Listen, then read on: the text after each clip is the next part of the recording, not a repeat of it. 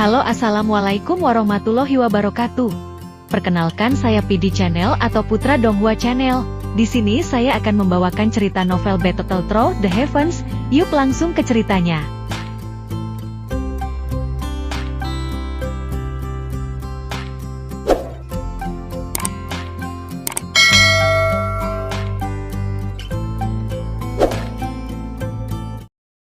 Xiao Yan dalam kesulitan keuangan.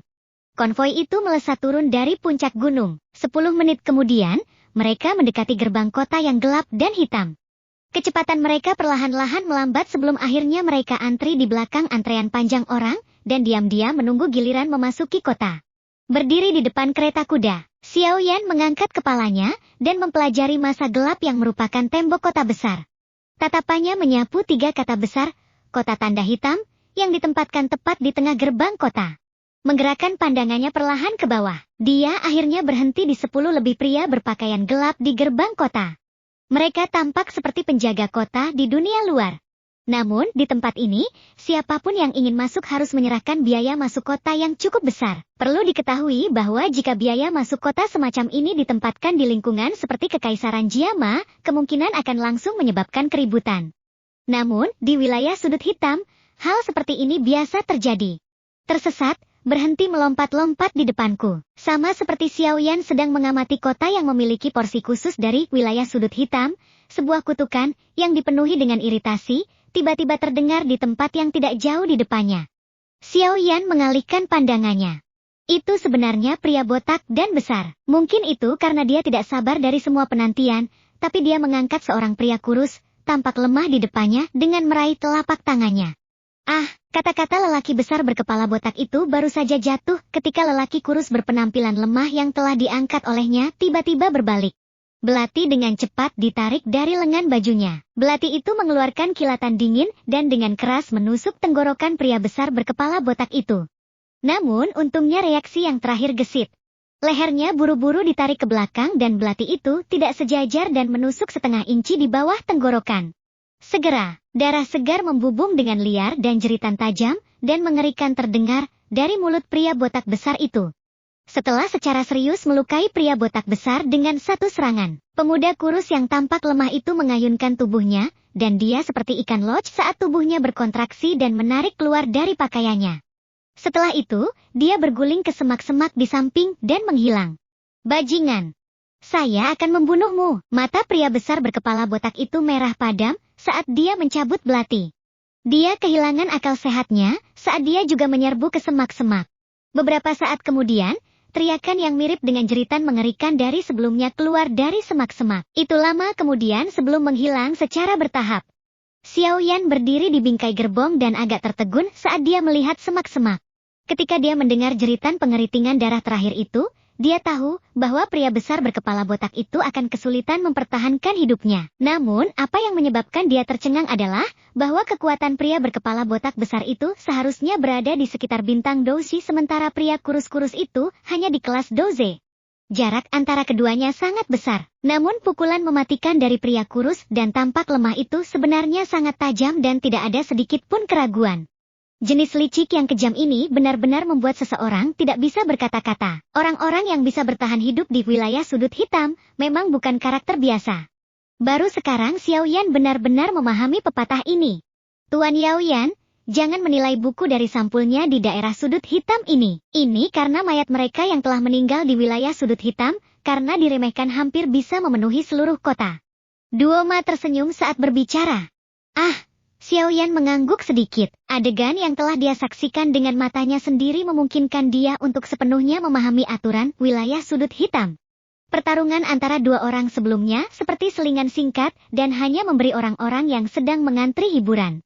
Namun, hampir tidak ada orang yang menyia-nyiakan emosi untuk ini. Antrian perlahan bergerak maju. Setelah menunggu hampir setengah jam, akhirnya giliran konvoi. Ketika konvoi mencapai gerbang kota, Duoma menyerahkan sekantong besar koin emas dengan sangat cepat. Mata Xiao Yan tajam. Dia bisa melihat dengan jelas bahwa ada tas kecil yang disembunyikan di tangan Duoma ketika dia menyerahkan tas besar berisi koin emas. Pria berpakaian hitam acuh tak acuh itu menerima koin emas dan dengan sembarangan menimbangnya di tangannya. Ekspresinya sedikit lebih lembut, tapi dia tidak mengatakan hal yang tidak perlu. Dia melambaikan tangannya dan mengizinkan kelompok pedagang Duoma memasuki kota. Tuan Yaoyan, kemana Anda berencana pergi selanjutnya? Setelah memasuki kota, konvoi Duoma berhenti dan dia bertanya sambil tersenyum. Saya berencana untuk berjalan-jalan di sekitar kota. Oh iya, bolehkah saya tahu di mana saya bisa menemukan jumlah bahan obat terbesar di kota Tanda Hitam? Xiaoyan melompat turun dari kereta kuda, mengangkat kepalanya, dan bertanya. Bahan obat ya, itu secara alami akan menjadi tempat 1000 obat. Selama Anda memiliki cukup uang, Anda akan dapat membeli bahan obat langka yang akan sulit ditemukan orang di luar tempat ini. Duoma tersenyum saat menjawab. Ah, terima kasih banyak. Karena sudah seperti ini, mari berpisah di sini. Kami akan mengobrol di masa depan jika kami punya kesempatan.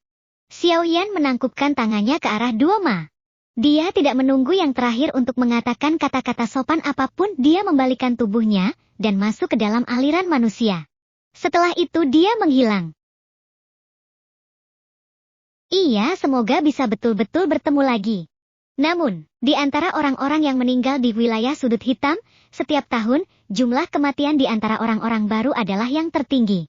Ini khususnya terjadi pada orang-orang muda yang memiliki kekuatan. Mereka dipenuhi dengan energi masa muda dan tidak tahu bagaimana menyembunyikan ketajaman mereka, jelas terlihat seperti mereka akan berumur pendek.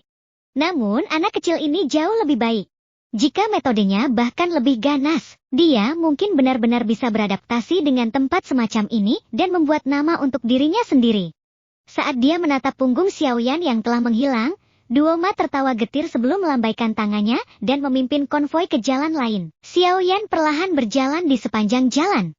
Tatapannya berulang kali menyapu toko-toko di kedua sisi jalan. Namun, yang benar-benar menyebabkan Xiaoyan tidak bisa berkata-kata adalah bahwa sebelum dia selesai berjalan di jalan pendek ini, yang panjangnya bahkan tidak 100 meter, dia telah melihat tidak kurang dari 10 perkelahian. Bahkan ada situasi seperti menghunus pisau untuk bertarung berdarah. Berkenaan dengan kota semacam ini, hanya ada satu kata untuk menggambarkannya dengan tepat. Itu tadi, chaotic. Xiaoyan menghindari perkelahian berdarah dan melewati dua sudut jalan. Dia berjalan selama hampir 20 menit sebelum pandangannya yang memindai akhirnya berhenti di papan nama sebuah toko yang menempati ruang yang luas. Tertulis di papan nama merah pucat itu, ada 3 kata besar yang tampak kuno, tempat 1000 obat. Seharusnya ini tempatnya, kan? Xiaoyan dengan lembut bergumam di dalam hatinya. Dia meningkatkan kecepatannya dan berjalan ke toko obat ini dengan suasana yang luar biasa. Segera, campuran lebih dari 100 aroma obat yang berbeda menerkam, menyebabkan dia tanpa sadar memiliki dorongan untuk bersin. Ukuran di dalam toko obat itu besar. Penghitung kristal ditempatkan secara vertikal dan horizontal di dalam toko. Ada berbagai jenis bahan obat yang ditempatkan di dalam konter transparan. Pada saat ini, ada cukup banyak orang yang menghentikan langkah mereka di depan loket ini. Suara obrolan yang berisik berulang kali bergema di dalam toko. Langkah kaki Xiaoyan perlahan menyeretnya ke konter kristal. Tatapannya menyapu interiornya, dan kejutan melintas di matanya. Seperti yang dikatakan Duoma. Ramuan obat di tempat 1000 obat ini memang sulit ditemukan di dunia luar. Dia benar-benar tidak tahu bagaimana mereka bisa mendapatkan bahan obat unik dalam jumlah besar. Xiaoyan menghela nafas kaget saat dia menggelengkan kepalanya. Tatapannya menyapu harga yang ditunjukkan di bawah bahan obat dan tanpa sadar menjadi tertegun. Bunga 3 pin roh kayu, berperingkat tinggi mungkin langka di dunia luar, tetapi harga jualnya paling banyak sekitar 50.000 koin emas.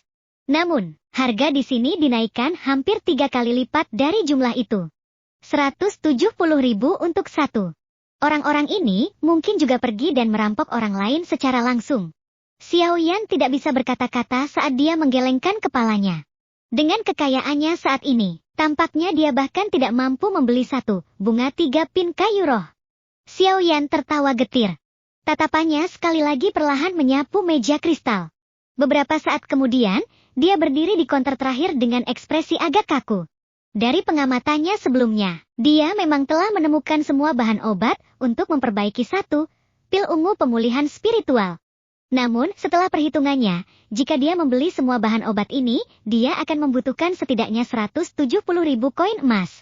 Toko yang tidak bermoral toko yang tidak bermoral. Akan lebih baik jika Hai Tua ada di sini. Dengan dia menjadi penatua agung dari klan primer, itu pasti tidak akan menjadi masalah untuk mengeluarkan uang sebanyak ini. Xiao Yan dengan lembut bergumam di mulutnya. Xiao Yan tiba-tiba merasa sedikit tertekan. Dulu, dia tidak pernah peduli dengan hal-hal yang berkaitan dengan uang. Sekarang, dia benar-benar mulai kesal karena uang ketika dia baru saja memasuki wilayah Black Corner. Guru, apa yang kita lakukan sekarang? Dalam keadaan tak berdaya, Xiao Yan hanya bisa tersenyum pahit dan bertanya dalam hatinya. Hehe, aku sudah memberitahumu bahwa kamu akan kesulitan bergerak bahkan 1 inci pun di wilayah sudut hitam jika kamu tidak punya uang. Yao Lao menggoda, apalagi yang bisa kamu lakukan? Jika Anda tidak ingin bertukar item, maka Anda harus terlebih dahulu melupakan pil ungu pemulihan spiritual itu. Gunakan sisa uang Anda untuk membeli 2 set bahan obat untuk menyempurnakan pil 3 baris Green Spirit. Setelah itu, pergi ke rumah lelang dan lelang pil obat yang telah Anda perbaiki. Jika tidak, Anda pasti tidak akan bisa mendapatkan bahan obat itu. Kita hanya bisa melakukan ini. Xiao Yan menghela nafas dan mulai berbalik untuk mencari bahan obat untuk memperbaiki pil roh hijau 3 baris.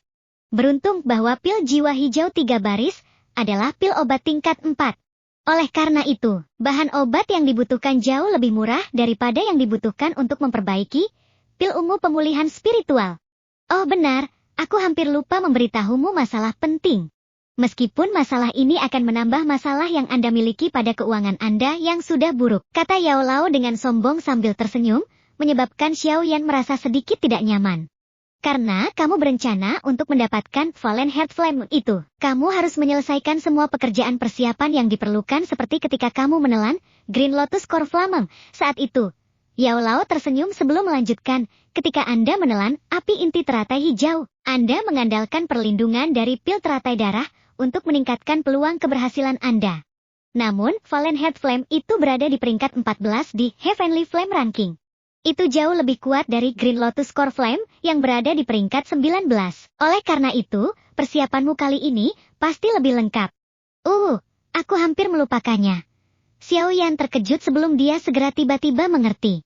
Jika bukan karena bantuan pil teratai darah, terakhir kali dia menelan api inti teratai hijau, tidak akan ada kepastian apakah dia akhirnya akan berhasil atau tidak. Lalu, apa yang perlu kita persiapkan kali ini? Xiao Yan bertanya tidak yakin. Pil obat tingkat 6, pil roh tanah. Tidak banyak bahan obat yang dibutuhkan untuk mengolahnya. Hanya ada 4 orang, Flame Core Ganoderma, Asparagus Ice Fair Fruit, Greenwood Celestial Vine, dan Monster Core tipe air peringkat 6. Kata-kata samar menyebabkan langkah Xiao Yan yang bergerak tiba-tiba goyah. Sudut mulutnya bergerak-gerak sedikit.